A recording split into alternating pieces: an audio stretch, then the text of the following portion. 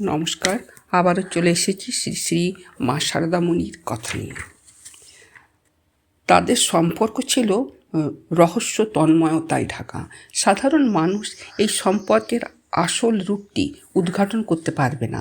কথায় কথায় এক আত্মীয় একবার বলেছিলেন, অবিলম্বে একটি সন্তানের প্রয়োজন, তা না হলে বংশ রক্ষা হবে না। শ্রীমা ছিলেন সরলতার প্রতিমূর্তি। তিনি সঙ্গে সঙ্গে ঠাকুরের কাছে এই কথা বলেন। পত্নীর মুখ থেকে এই কথা শুনে হো হো করে হেসে উঠলেন। বললেন, একটা কি গো, এক সময় দেখবে তোমার কত ছেলে, তুমি আর সামলাতে পারবে না। পরবর্তী জীবনে এই ঘটনা সত্যি বলে প্রমাণিত হয়েছে। মা বলেছেন, আজ দেখছি বাবা, কত দেশ দেশান্তর থেকে কত ছেলেই না আমার কাছে আসছে।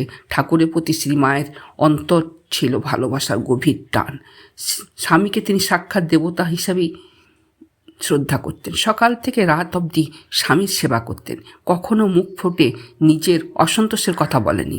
এই ঘটনা ঘটেছে সারাদিন ভাব সমাধিতে আচ্ছন্ন হয়ে সময় কেটে গেছে শ্রী শ্রী ঠাকুরের। আর তার দিকে অনিমেষ তাকিয়ে আছেন সারদা দেবী। খালি ভাবছেন কখন এই ভাব সমাধির অবসান হবে, স্বামী আবার স্বাভাবিক জীবনে ফিরে আসবেন। শেষ অবধি হয়তো কিছুদিনের জন্য গদাধর ফিরে আসতেন চেতন জীবনে। সারদামণির ঠোঁটে হাসি ফুটে উঠত। যাক বাবা, আমি তো আমার স্বামীকে আপন করে পেয়েছি, বলছেন তিনি। কখনো কখনো 2 মাসেও হয়তো একদিন ঠাকুরের দেখা পেতাম না।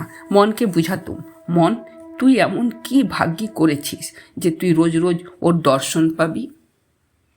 ধন্যবাদ।